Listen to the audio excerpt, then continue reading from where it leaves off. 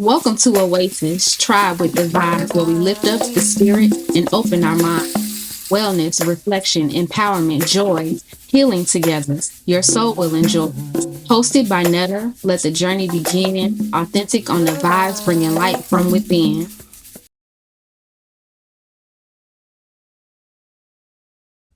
In this episode, we sit down with a powerful voice in wellness, a runner, mother, and communications professional who understands the intersection of physical movement, mental health, culture, and family.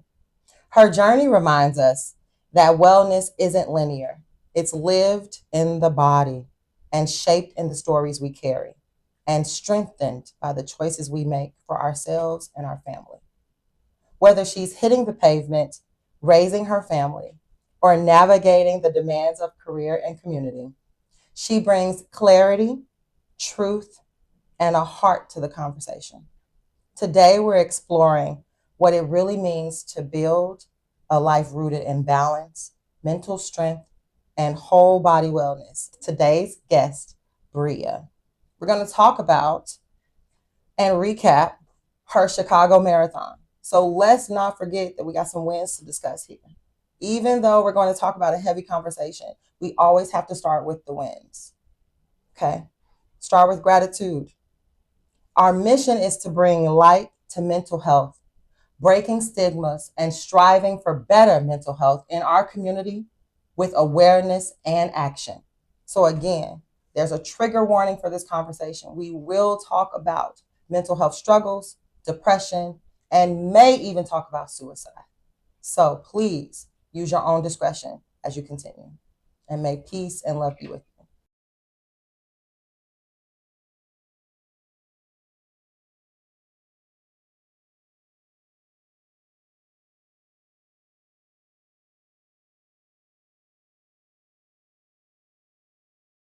Today's Mindful Minute Meditation is about new season energy.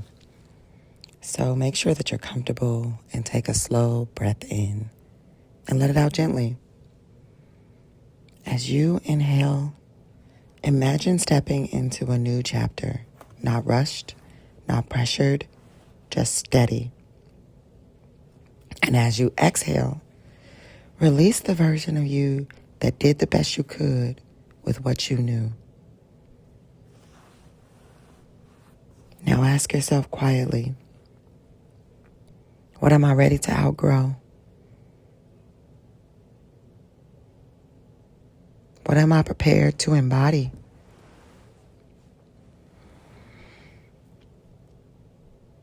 What kind of energy do I want to lead with this season?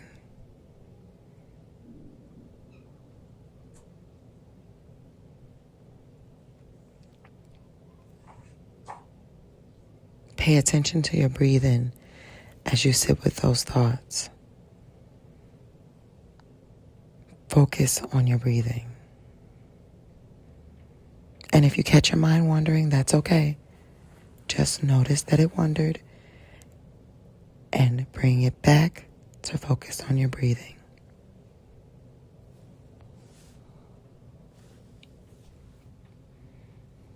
Picture yourself 6 months from now, more aligned, more disciplined, more at peace. Notice how you move. Notice how you speak. Notice what's around you. Who's around you?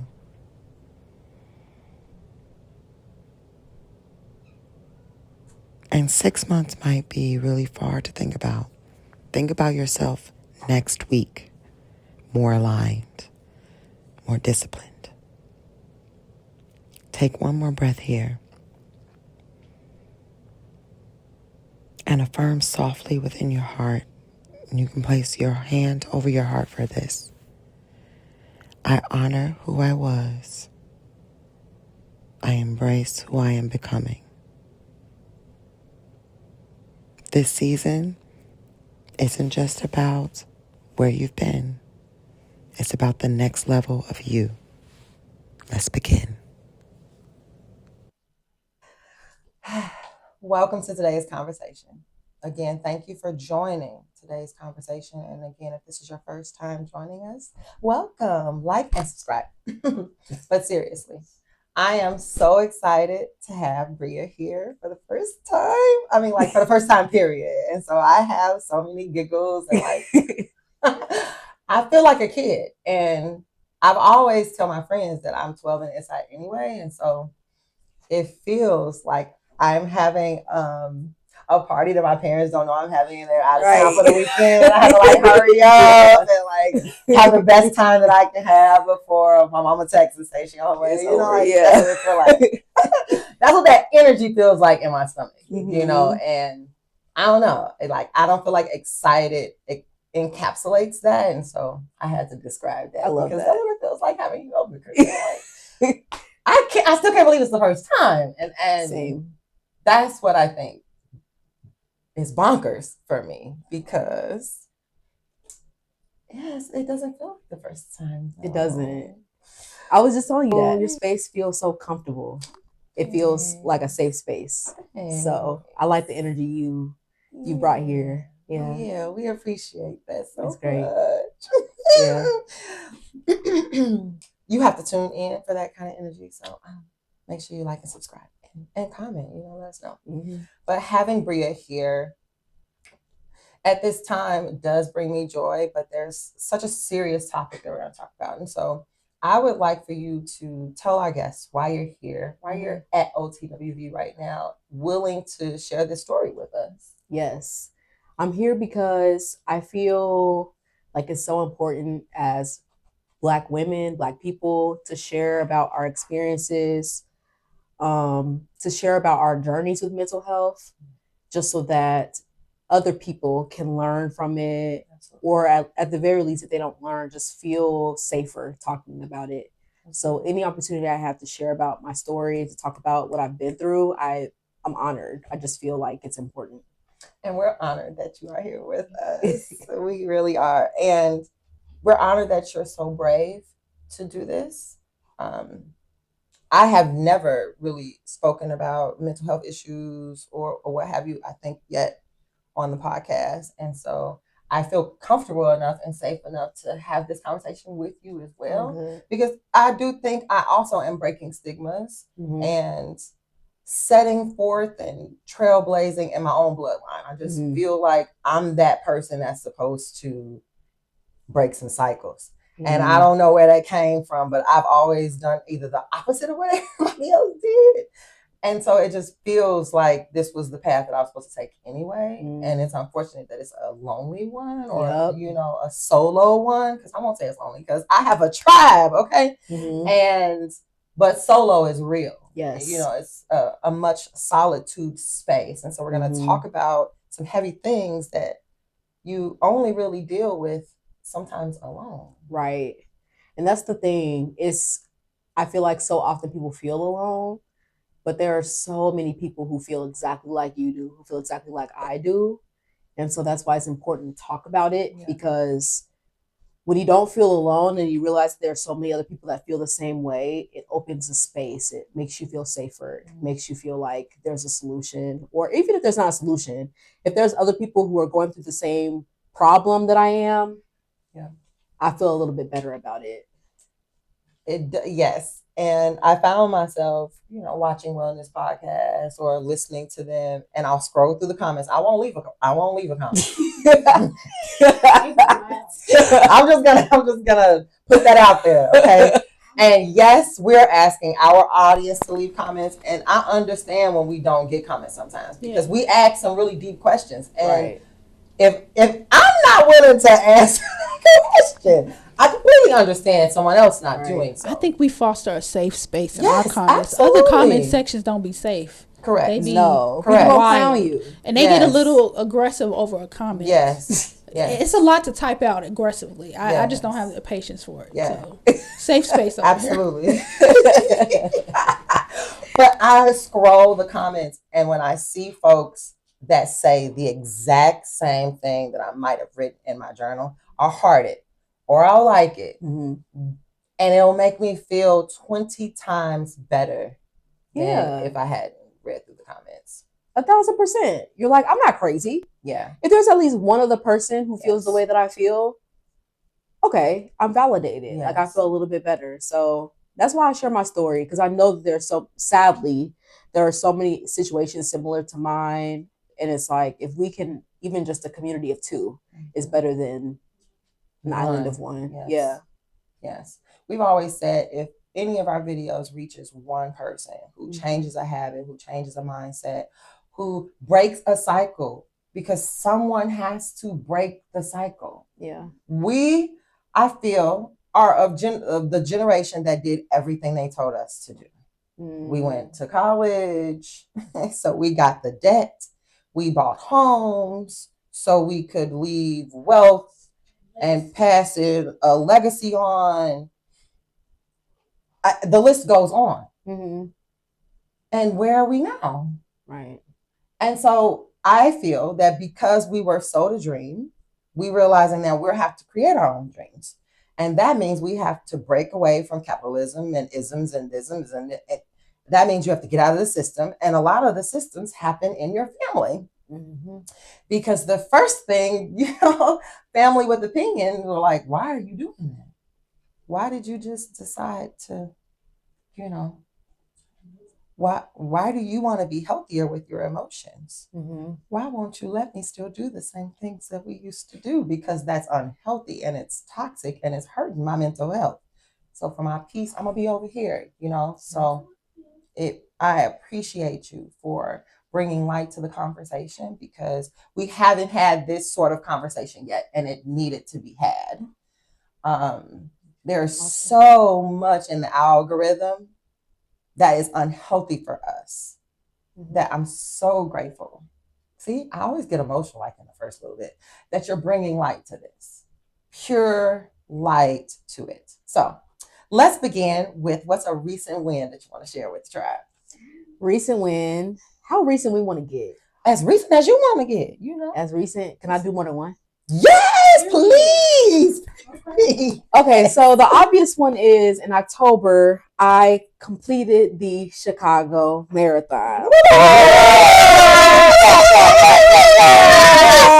Crazy, 26.2 miles. Oh my God. I ran, and I ran it with a smile, with heart, with a purpose. With strength. Such a big accomplishment. Okay, so my most recent win that I've been thinking about lately is a couple months ago, I was able to go to my alma mater. So I went to Butler University for undergrad, and I was able to speak to a class of fellow marketing students about my experience and how I was able to leverage my marketing degree to raise awareness for mental health. And that was such a full circle moment. It was amazing. It was great. Do you think you might do more of that? I would love to. Oh, yes. I would love to. It was great. Like, I don't know. I feel like college students are always kind of nonchalant. So the energy is always a little low. College students, that's just how they are. Yeah. But at the same time, just being able to stand at the front of a classroom that I sat in once before and talk about what I'm talking about was just, it was healing for me more than they probably realized. Like that was for me. Yeah. Yeah. That was a big win. Oh, that is so great. Yeah. I'm not getting chills because we all know that I am an educator. I'm always going to be an educator. So to hear someone else say they want to be in front of somebody's kids and impart good wisdom on, it brings my heart joy, because young people need mentors. They need someone who is going to give them positive, pure, get me the right track. Okay? Tell me don't get credit cards or that. Tell me what not to do, okay? Right. Because very I'm not trying to be a part of the foolishness. Right. It's scary though. It's so scary. So scary. Kids are scary. I was so scared. And they didn't even really respond with it's not like they were like, round of applause, like standing up, cheering. Like it seemed like they didn't care. But I cared. And just the fact that I was able to do that and have that opportunity was enough for me. Yeah. Yeah. I loved it. Yeah. Engagement in the classroom is hard. Okay. It is hard.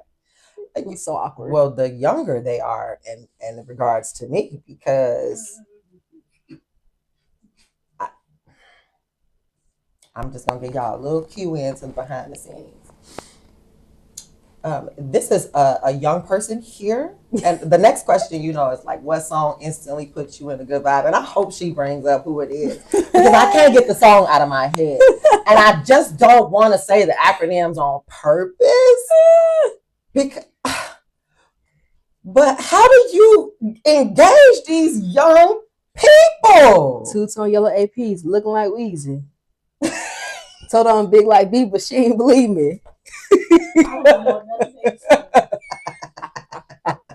Maybe sound like hubba hubba hubba. I tried to keep up, and I felt like my lungs weren't capable. That's why he makes the millions he makes. You know what I'm saying? That's why he gets the money he gets to do what he does, or the producer to do what they do. Because realistically, I took a full breath too. I just could not do it.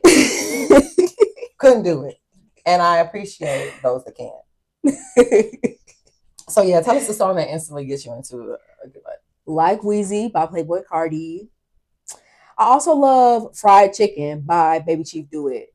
And that's a more recent one, but that one, yeah, see? Yeah, I'm a YN at heart. What can I say? I don't know. But so, has it always been that way? Kinda, yeah. Okay. Pretty much. Okay. And the thing is, my music taste is very diverse. I love all kinds of music. Eclectic. Yes. Love that. Like all kinds of music. But if we're talking about what is going to get my energy up, what is going to put me in the most confident self, make me feel my best self, it's going to be some ratchet 21-year-old rap music. Like, is that what you were listening to get you through the marathon? Yes. I imagine that's why you did. Because it really did hype me up. It really did. Yes. It gets you like, okay, I can do anything. I think I'm just going to start playing that station so I can be abreast of the other artists around him, because I'm sure there are more. You just named one that I never heard of before. I'm so sorry. Yeah, Baby Chief Do It. He's probably like 14. Yeah. Do you really think he's 14? Maybe 15 or 16. He's a child. So here's my other question. Do you think you are listening to young person's music? I sound old as hell. I am not that old, y'all. I'm just trying not to curse. I'm just trying not to curse, okay? I'm just trying not to cuss, y'all. I feel like these past episodes, I have not been as PG as I can be. It's so hard trying not to curse, y'all. Just really trying not to curse. Because you have children, do you think that's why? No, I've always just been a person. And another thing that people may not know about me is back in the day, well, not really back in the day, as of like maybe 2 or 3 years ago, I used to maintain a blog where I would talk about music, fashion designers, art in the Midwest. And so I've always been one of those people who was like, I love to know the hot new thing. Like, so I've always had my ear to like, what's the newest music that's coming out? And that's why you have the marketing degree. Yes. Okay? Because you have to be. Yes. I love the way your brain is wired. That's just how my brain is wired. If they hadn't had a title for it, you'd create it anyway. I'm going to be 60 years old still listening to. Oh, I don't know what, but that's just how it works. We should be talking to you for help. Help us. I got you. Because we don't know. I'm not going to speak for all of us. I don't know if I can handle that. I've tried to listen to it. Zion has put me on to a couple songs. I said, I like to at least mumble like I know the words. I know sometimes I say words that's not really in the song. I understand that, but I at least know the around. You do a good job of pretending, because I thought you were. Yeah, I really thought you did. I think I be lipping it, and then when I make a sound, it don't be the right word. The sound, not the word, but my lips be saying the right thing. I'm screaming. Yeah, you just gotta not let the vocals happen. Yeah, but no, I don't know if I can handle it. My ears. I be trying to understand what they saying. It just be very interesting. I don't know if you were listening to me describe to Bria how I was rewinding just certain sections so I could keep up, because I thought I knew the lyrics. I promise you I did. I was like, wait a minute. I think if I gotta print out the lyrics, I think I should leave that music alone. I don't think I should be. If I have to look up the lyrics, No, But you don't always have to follow along. It's not always about what they're saying. It's about how the music itself makes you feel. Yeah. On April 12th, 2026, I'll be running the Paris Marathon with Team No Stigmas. No Stigmas helps people become mental health advocates in their communities. And by donating to No Stigmas through the Paris Marathon, you're helping young people have access to resources so that they can become mental health advocates, whether it be at school, in their neighborhoods, in their community, wherever they are, to other fellow young people. That's a cause that's really important to me. And if you could support, I would really appreciate it. Yeah. Follow me on Instagram and TikTok at Big World Little Bria. And from there, you can follow my running journey, watch me run in Paris, France, and donate to my cause.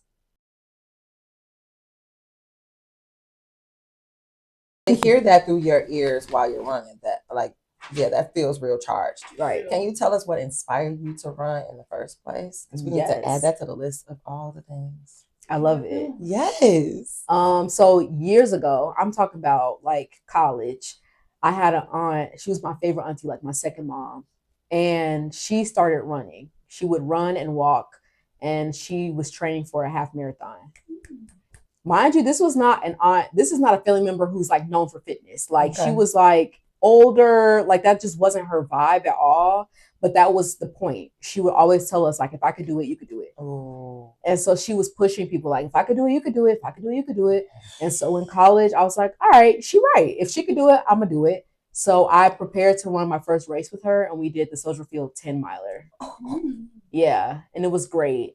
And it was such a great race. But then even beyond that, the training, she would go out to this trail, and we would walk together, and she would listen to her gospel music and gossip, and we would laugh and talk about people and just the energy. It was like therapy on wheels, like just walking around. Yeah. And you're connecting so much deeper with your aunt too. Yes. Right? Like, love her. I love when we personify. Yes. I love when we personify the people in those roles, right? Like we love calling them by their titles, but they're also just people who might be great people to hang out with. Yes, she was amazing. And unfortunately, she passed away. But at that time, that really inspired me to work, like run, things like that. And she came to cheer for me when I ran my first half marathon back in like 2014, 2015.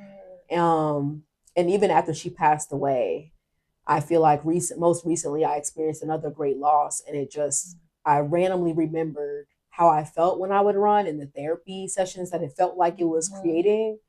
And so I was like, okay, I'm going to get back out there and run again. Yeah. And that's just how it started. Yeah, the science is real. The endorphins that you get from running, the movement really does change the brain. Yes. Yeah. And so you were like, I need that high back. There's nothing else that's going to give that to me but running. You sound like my cousin Nicole, who's been on the show. Keep that episode. But she talks about that because she's a running coach now. Oh, okay. And she's come back from California, and she loves to hype running to the rest of us. And we're like, I have something else that gets me that high. Thank you very much. Yes, that's fair. That's fair. Absolutely valid. And I would love to keep up with her, but she's more of your speed. You all are marathoners. You all can take a pace and say, we're going to keep this pace for 13 and a half minutes. I'm sorry. No, I'm not. I'm not going to keep the pace with you all for 13 and a half minutes. I've done several hikes with her, and I understand the difference. Yes, she's the one up front telling me where the target is. Okay. It takes practice though. Like it takes a lot of time of doing that or repeating that for you to get comfortable with it. I save my best running for as needed purpose emergency, like in a little vault. I can't kick it to that mode. Yeah. I go crazy. But other than that, to actively run, that would really like be a real brain shift for me because it's different. Yeah. My therapist, when I was telling her that I was getting back into running, she actually was telling me like, because my therapist is specialized in EDMR therapy, and she was saying how running and using the left and right sides of your body, like moving your left and right, like leg, arm to run, how it's connected to EDMR and how it really is like kind of helping me heal some of the trauma that I've experienced. For those that aren't familiar with EDMR, do you mind explaining what that is? I don't know. To the best of your ability. So the best of my ability is something about like the movement itself, I believe, helps connect the left and right sides of your brain. Is that right? And it can help with trauma healing. Yes. And I always understood that there's sound as well that happens. That yes, the sound paired with the action helps with healing and reconnecting the synapses in the brain to repair the trauma. I'm trying to be so careful because me neither. Yeah. I know. Yeah, it's very technical. But there's like a science behind how it helps you heal from certain things. Yes. Yeah. I have a friend who struggles with flying on a plane. Well, she used to. And she started going through EDMR therapy. And they would put her in these sort of like simulation routines where she'd hear the same sound. So she'd hear someone opening up the bag of peanuts, or she'd hear someone turning on their laptop. Like they put her in the situation to help her hear the noises, to tell her brain, you're still safe. When you hear that, you're still safe. Sometimes as it increased, it would be the sounds of that, just how planes just have that. Why they can't make them soundproof? Y'all can do so many things. Why do we have to hear the engine? Why do we have to? I don't want to hear the mechanics of what this thing is doing. That's like when you're hearing your car running. Right. Or right. Yes. No, it's 2026. Yeah. Come on now. Yeah. But anyway, hearing those sounds has helped her be in those moments in actuality and feel at peace and feel calm and know that she is safe. So that makes sense. From the outside looking in, that's how I have seen it heal my friend. And I enjoyed that so much. I love that. Because now she gets to travel. And now she's not afraid to travel longer distances because of that extensive therapy that she was receiving. So great. That's awesome. It's necessary. Yeah, it is. But when we stop saying that services like that are necessary or that no one has a problem, Yes, there are other modes of transportation, but if you're someone who wants to see the world, you can't see the world through a train. No. And so I have family who, has aspired to see the world and won't ever go because they won't step foot on a plane. What are we talking about? Yep. So you're stunting your dreams, you're stunting your goals for fear when there are therapeutic services that can help you gradually overcome that. That's where I feel we hurt ourselves as a community because we either make that person the black sheep or we shun them instead of bringing to light that person looked happy and healthy. Yeah. Oh, they skin is glowing. They have lost weight. Like, why is that not the norm? When someone has found their healing, just insane. But speaking of the movement of the brain, as a runner and a mother, how do you see movement playing out in your own personal wellness journey? Like between your movement and your mind and being a mom, like all of those things play out as you run, I'm sure. Yes. I mean, running takes sacrifice because it sacrifices time that I could be spending with my kids. But at the same time, I just feel like a better human after I run. Like I just feel more clear-headed, and being a mom requires so much patience that running, I feel like, really brings that patience out. But also I'm very honest with my kids. Like my kids know, like, especially my oldest, he'll be like, oh, you're running for your mental health. Like he knows that's why I'm running. Yes. And I love it because it's setting a good example. Absolutely. And even if running isn't his outlet, at least they'll know, like, oh, my mom does something for her mental health. Absolutely. Everyone needs an outlet. Everyone needs an outlet. Everyone needs an outlet. Yes. And I'm so glad you brought that up because representation matters.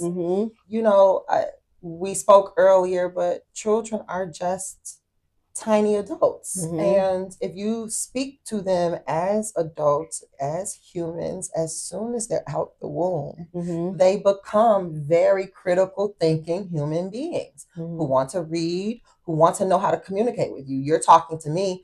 oh, I need to figure out how I can talk to you. Yeah. And I feel like the best example I've been getting of that is Authentic's nephew, because he's such a little adult. Like, he's such a grown man in a little boy's body. He will text. He will call. He sent me audio messages. Oh, how old is he? He'll be 4. Oh my gosh. He know how to change the wallpaper on my phone. He's very tech Yes. savvy. Yeah. Because he knows where his safe space is. Right. I want to see you every morning. As soon as he wake up, he like, TT. The intergenerational wellness is real. And when I feel like when we know where that space is, we're going to go to it every time. So of course the pavement is where you're finding it. Right. And you're going to go to it every time. And so I appreciate you providing your children with what outlets look like, because they'll figure out what that looks like for them when they need that mental health release. It doesn't have to be running. It could be anything. It could be anything. Right. But they'll see that their mom, especially I have a daughter, and to see another Black woman setting an example of taking time for myself, that's major, because as you already know, like for Black women, sometimes we grow up not even seeing our moms take any time to themselves. Yes. And so spending, even if it's just 10 minutes to do something for myself, my daughter sees like that's normal. Like that's what's healthy. I should spend at least a little time by myself. At least. Yes, that's so healthy. How do we... Synergy Oasis Holistic Core and Fluffy Unicorn Art created the Mother Loving Puberty Affirmation Cards and Companion Journal for the everyday moms, for all the moms out there who need 5 minutes.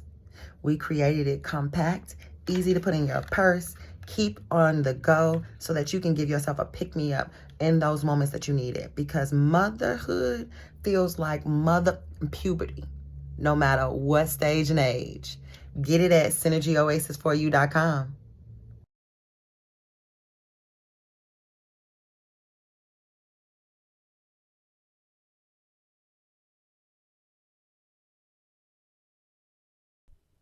How do we help our older folks find time for themselves and don't wait to retirement when their body is...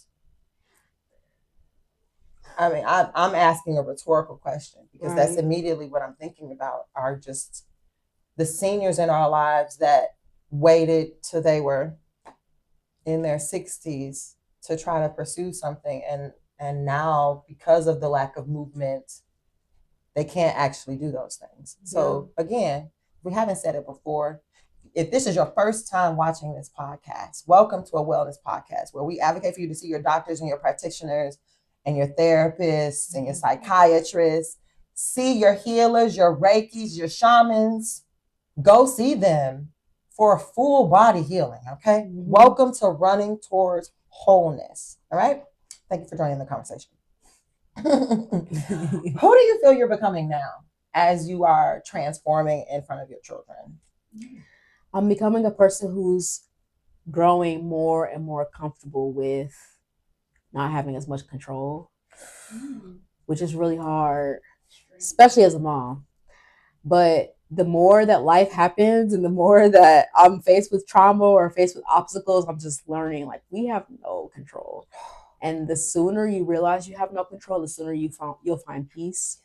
And so, especially as a mom, I feel like it's important for me to grow and learn that, because again, it just sets that example for them of like, everything's going to be okay. Like you can't control what happens in your life, but you can control how you respond to it and how you take care of yourself. So, and this is a great way that you're setting an example for them too. I'm going to try not to get emotional, because this it'll be in the ether forever. So if they ever want advice from their mother, that's true, they can come right back to this. I love that. Feel like that's amazing in itself, because you're physically, literally, and in the future generations setting an example of what this looks like. Wow, I love that. Yeah, that's so true. I hadn't even thought about that. I mean, it just hit me right now. That's why I'm all like, oh my gosh. Okay, no, you're right. Yeah, you're right. Amazing for all of us. I don't have no kids yet. Maybe I don't even care. The fact that I'm even saying that, But I'm saying that because this video is never going to go anywhere, and I don't want them to feel bad. Like, you ain't phone me. You know what I'm saying? At this present date and time, I am in my bliss and my flow. Okay. Yes. Yes. What lessons has life had on repeat for you to finally feel like you finally got it? I mean, just that, the lack of control. I mean, I have experienced so much in my young 32 years of life. Like, I'm a young person. I've experienced a lot of things, and every single time it was like, sometimes when things happen, you think like, why is this happening to me? Like, why me? Or like, I can't catch a break. But like, it's not even about that. It's like, again, you can't control what happens in your life. You just kind of have to roll with the punches and grow stronger from it and realize what you have to do to keep pushing and be your best self, so that when the next thing comes or happens, you can withstand it. Yes. So yeah, it's a lot. That's mental resilience, and you're putting that in action. Like, we usually don't see our parents doing that for us. We usually don't see that represented in our homes, and you're cultivating that with your family. Yeah, just by doing that, that's powerful in itself. And you said young, like, yes, young person. However, your younger people are gonna continue that until they're 30 something. So like, think about that. Like 30 years from now, that's true. Prayerfully, because of the way that you have been exhibiting that for them, they're going to continue that in their adult relationships, right? And be very aware of themselves. Like, baby, I love you, but I need 10 minutes or whatever. Yeah. I need to go do my thing, you know? You basically started a generational tradition or legacy. You know, it might have broke something, and now you have to keep this going to correct that. It's all in the way you look at it. You just never know why you're the first one to do it and trying to keep it going. So I love that. And every time I feel like every time I learn the most, or I experience the most growth, or the most good things happen to me, is as a result of me being vulnerable. And vulnerability is so uncomfortable. So uncomfortable. It can make you feel weak. But at the same time, like, I've realized the strength in vulnerability. And every time I share my story and the things that I've been through, it inspires either one other person, or even if it just means me stating out loud what I've been through, it just makes me feel like by saying out loud, I've overcome it. Yes. So, speaking of your story, would you like to share when you first realized that you were, or when you first became aware of how a childhood experience shaped you as an adult? Yeah, I mean, there's a lot of different experiences that I can speak to about that have shaped my adulthood. I mean, I am a person who experienced sexual assault as a young child. That gravely impacted my life as an adult. And then even the most recently, this didn't happen when I was a child, but mental illness is an issue that's very prevalent in many households, in many families. And one of my cousins struggled so deeply with his mental illness that he unfortunately took his mother's life, who was my first cousin. So that's the reason that I run. I run for Nisha, because by sharing her story, sharing her son's story, it's my way of telling other Black people, you know, like, it's important to take care of your mental, and like, if you know someone that's struggling, it's important to take care of them. And it's important to take care of yourself. I mean, I've had my own struggle with mental health through all that I've been through, and the grief itself of losing my big sis. She was like my big sister to me. The grief of that, like, it pushes me forward. Absolutely. And it makes me want to, like, become an even better person and become my best self, because that's what she would want anyway. Yes. And it's pushing you to break cycles. And be a trailblazer in your family. You're like, we're not going to have this. No. And that fire you feel is a righteous one. I really feel like that. Oh, I'm so sorry, first of all. And thank you for sharing that. I'm so honored that you shared that with us. Hey, I'm Authentic. Authentic Capsule is my videography editor and producer name. I decided to make my long-term hobby of being behind the camera my business. I love being on sets of a podcast taping or taking pictures for a good family friend. Book Authentic Capsule so I can capture What you. What are some spiritual or grounding practices that you use to kind of, get you back center? I love to journal. I journal every single day. And if I can't think of something to journal about, like if I just feel like creative block or I don't want to just talk about what I did that day, I always start with today I'm grateful for. And it can be the most basic thing. Like I'm grateful for running water. I'm grateful for a roof with no leaks. I'm grateful for shoes. So when I run, I don't hurt my feet on rocks. Yeah. Just thinking about that grounds me and reminds me of like the basics of like, okay, Yes. like I'm safe. I'm okay. Yes. Yeah, I love to journal.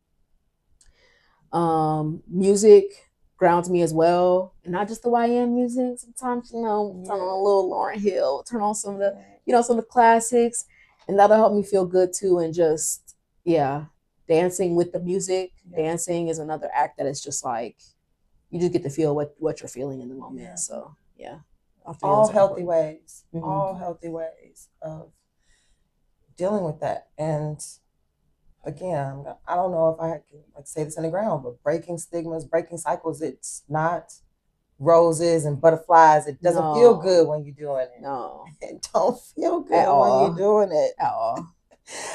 But it's necessary. And there has to be somewhere to put that energy. So I appreciate you sharing journaling because I journal so much. Yes. And my family struggles as well. I was just sharing with a friend, like, I have family that's either on the borderline of clairvoyant or just batshit, right? Like, literally in the same breath, they will prophesy to you, say something to you that no one could know. Ain't no Sam way in hell Auntie Dorothy knew that. I know I ain't tell her this. And then in the next breath tell you stink. Literally, all of that. And I have to take that with a grain of salt and say, thank you so much, Auntie. You know what I'm saying? All of that. Because we don't want to admit Auntie got a problem, but she great. Yeah, her body was switching, everything, baby. Everywhere. All of it. Literally, my own family, like, we've been through what we've been through and seen the gravity of mental health and mental wellness. And at the same time, we still have issues or, problems or, blockages that we won't discuss out loud to each other because we're afraid. Yes. And I mean, that's kind of what got us here in the first place. So that's why I'm here. Like, I'm willing to be vulnerable. I'm willing to share something that's so scary because even if it just tells one person out there, like, oh, I'm going through that too, but I didn't know we were allowed to talk about it. Yeah.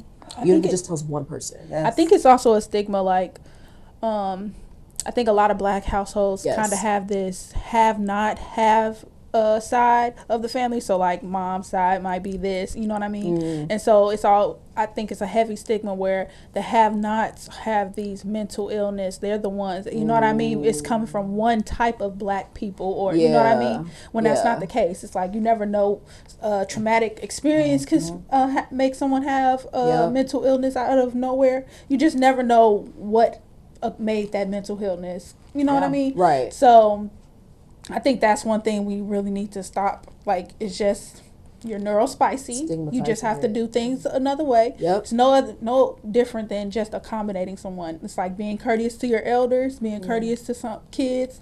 It's the same thing. Being courteous to this person because they have a visible or invisible disability that they need this accommodation to be on the same plane as everyone else. Like, that's the basic, I feel like that's a basic human right. Like, absolutely. It's definitely stigmatized. I agree. Well, since you've already finished a drink, I would like to ask you an alignment question. Would you like to tell the audience and us what drink symbol you had? What drink? Symbol. Oh, I had the Black Power fist. How fitting. Yeah. I love that. Black people. Is your collective power journey. Where are you currently in your collective power and seeing the group grow, thrive, your tribe, etc.? I mean, I'm immediately called to a memory I have. In the midst of running the Chicago Marathon, a marathon is 26.2 miles. I get to mile 24, 25, and I know my family's going to be there. But I didn't know who was going to be there. I just knew like some of my family would be there. When I tell you, everybody popped out. Aunties, uncles, cousins, sister, mama, everybody popped out, cheering my name, screaming. I have a flag with my big sis picture on it in love and memory of Tasha Jackson. I'm waving it, long live Mimi.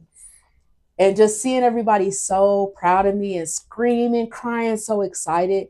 That was when I realized the collective power of us as a family, of like, the village. I'm not doing this in vain. Like, we know why I'm running this. I'm running this in honor of Anisha. I'm running this for Davion. I'm running this in honor of mental health. And by my family showing up and supporting me and cheering for me in that way, it just showed me like I'm not by myself. Like, these runs aren't it's not just me. I got the whole Jackson family on my back. Yes, that cycle. Everybody. You felt the connection in that moment. Yes, y'all all met absolutely. up once you. Yep. Everybody screaming, Boom. cheering. It just brought tears to my eyes instantly because it was like, oh, this is the moment. Yes. Yeah. I love that because that speaks to the powerful role that community plays Yes. in healing, right? Imagine, no, I don't even want you to imagine how you would have felt if it would have just been one family. You know what I mean? Right. Or if it would have just been your immediate family. You'd have been like, Okay, you did great, but yeah. the power It was in the that, whole baby. family. And they tore the whole city up. Like, I'm telling you, like, there's TikTok evidence of the Jackson family showing up and showing out. Yes. Yeah. Oh, I love that so much. It was great. That's so great. Yeah, it was amazing. So imagine what it'll be when you go to party. Oui. Yes. That brings me to the next question. What are you planting today that you want future generations to inherit? I'm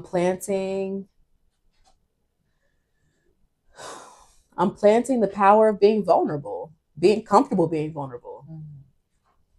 And that doesn't mean you have to stand up and be on a podcast talking about what you've gone through. It just means being able to talk to yourself and think about what you've gone through and learn from it.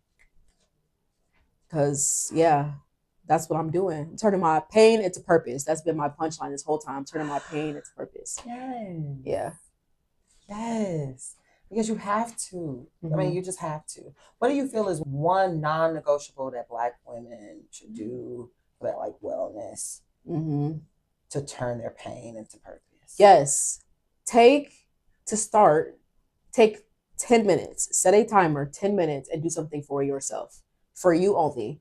Not cleaning, not washing the dish, nothing that will benefit anybody else but you. 10 minutes. Turn that 10 minutes into 15. Turn that 15 into 30. Take time to yourself because we as Black women, we're so strong and we show up for so many other people. We need to take time to just focus on ourselves. Yes. Just be. Just be. Be. Yeah. We are everything for everyone. Yes. And then we realize we have nothing for ourselves. You can't pour from an empty cup. You cannot. You cannot. And it broke my heart to ask my mom like what she was passionate about. And she couldn't think of anything. And now she bakes down, baby. She bakes these beautiful cakes. She's making jams now. That's why I'm trying to get her over here, okay? So she can bring us some. And she made because they are delicious. But it took her some time. Like, dang near 6 months before she realized what she actually wanted to engage and be, what her passion was feeling. And I don't feel like any mother, any Black woman, any person should not know what they like or what they're passionate about. Like what, I don't know. I mean, to me, that just feels empty. It does. Like, what's the point? Yeah. If all I'm doing is just working to pay bills, I'm cleaning to eat, like I'm cooking to eat, like if everything I'm doing is just for my necessities, where are my other necessities? Are my happiness, my pleasure too? Yeah. No, that is sad. Yeah. So break that stigma and do 10 minutes, just 10 minutes for yourself. Or have a conversation with someone about what you might be struggling with, what you might want some accountability for. Because the community can help. The community can show up for you if you ask them to. Folks don't know what we need until we're willing to be vulnerable and tell them what we need. Yeah, that part. That's the other thing. Mm-hmm. We have to be willing to say we need help. I would like to see someone who can help me do da da da da. Mm-hmm. And trust me, if you tell somebody in your community, they're gonna try to figure it out, Right. and help you do it. Especially if it's the community that you know you can trust and say that to. Right. We're not just talking about blasting on social media and praying someone gives you some good advice. We're talking about, your trusted The five. real. The Yeah. real. Mm-hmm. Because you can't say these things when you aren't with real people in real safe spaces. Mm-hmm. Because it's deep. It is. It is. Scary. If you had to describe the vision you're building for your future, what would it be? I envision, I don't want to say the exact words like nonprofit or foundation, but I envision a place, an opportunity for Black women, Black people like myself, Mm-hmm. to have a safe space to grieve, to overcome traumas, to heal and be at peace, and to learn how running specifically can help them achieve that. Ooh.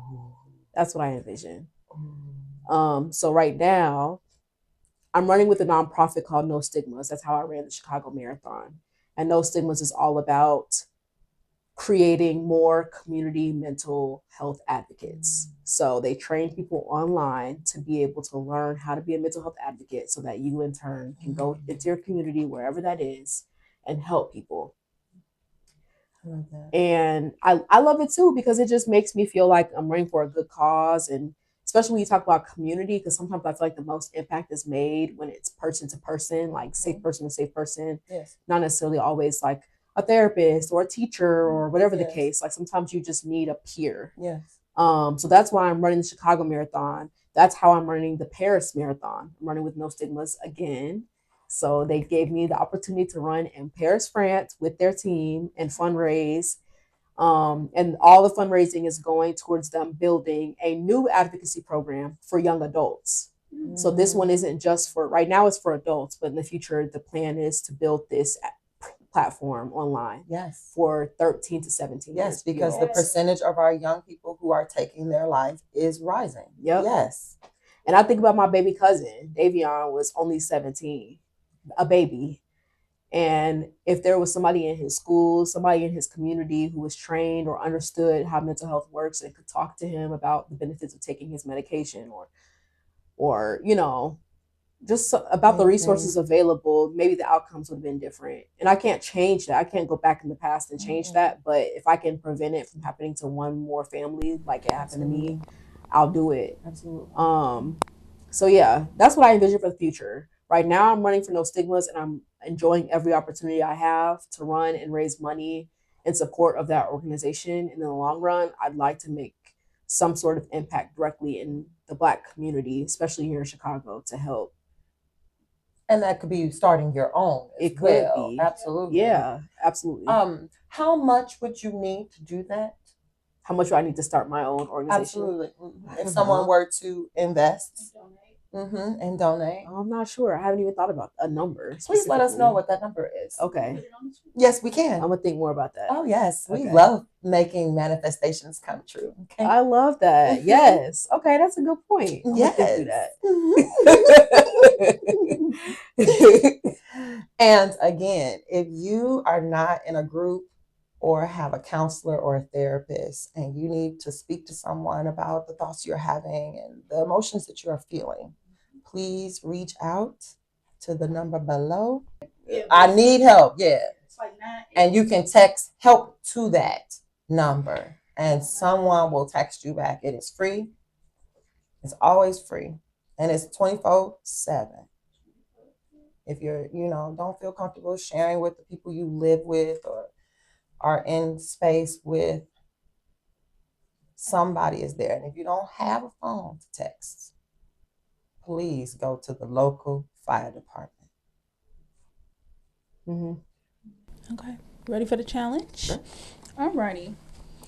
This episode's challenge is your why reflection. So we want you to write down your wellness why. It could be a person, a statement, or a legacy you care for. and you place it somewhere that you see every day. Leave some details about it in the comments with any symbol that you want to represent your why. You are powerful, you are worthy, and you are truly the vibe. Keep flowing with the tribe. And thank you so much for joining today's conversation with Bria, running towards wholeness.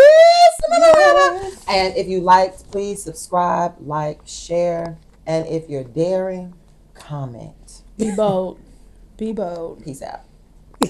Oasis. Yay! Yeah. I loved it. Okay. On April 12th, 2026, I'll be running the Paris Marathon with Team No Stigmas. No Stigmas helps people become mental health advocates in their communities. And by donating to No Stigmas through the Paris Marathon, you're helping young people have access to resources so that they can become mental health advocates, whether it be at school, in their neighborhoods, in their community, wherever they are, to other fellow young people. That's a cause that's really important to me. And if you could support, I would really appreciate it. Yeah. Follow me on Instagram and TikTok at Big World Little Bria. And from there, you can follow my running journey, watch me run in Paris, France, and donate to my cause. This is Oasis.